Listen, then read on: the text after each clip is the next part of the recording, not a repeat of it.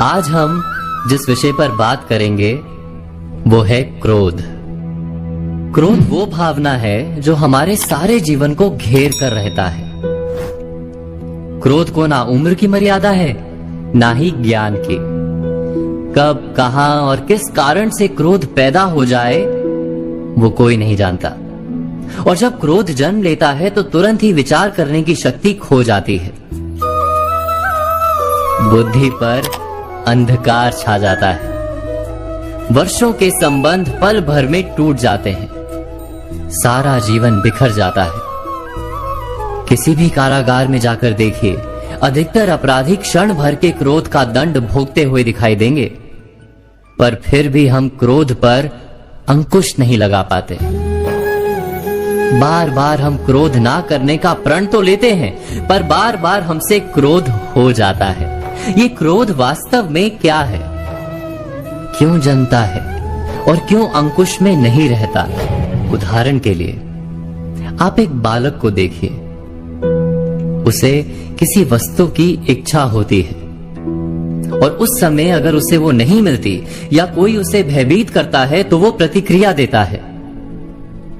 बालक की प्रतिक्रिया क्रोध है, क्योंकि बालक निर्बल है, निसहाय है। बालक अपनों से बड़ों को अपने वजूद का एहसास, अपने अस्तित्व की प्रतीति करवाने का प्रयास करता है क्रोध के माध्यम से। बड़े होने पर भी हम क्या ऐसा ही नहीं करते? क्या क्रोध हमारे भीतर बैठे बालक का प्रतिभाव नहीं? अर्थात क्या क्रोध वास्तव में केवल बालक जैसे व्यवहार का नाम नहीं?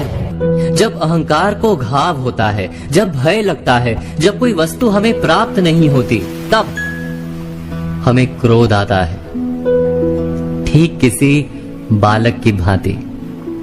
हम जानते हैं कि आईने के सामने खड़े होकर मुंह बनाने का खेल बालकों को शोभा देता है, बड़ों को शोभा नहीं देता। फिर भी हम बालक की भांति क्रोध करना बंद नहीं करते। हम अनुभव से जानते हैं, दूसरों को देखकर बता सकते हैं कि क्रोध से कभी कुछ प्राप्त नहीं होता। सम्मान हो, संपत्ति हो, प्रेम हो या सुरक्षा हो, क्रोध से नहीं मिलता।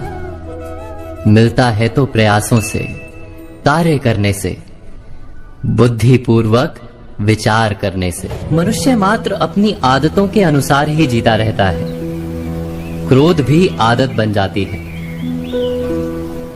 हमारे चाहते हुए भी हम अपने प्रतिभावों को रोक नहीं पाते।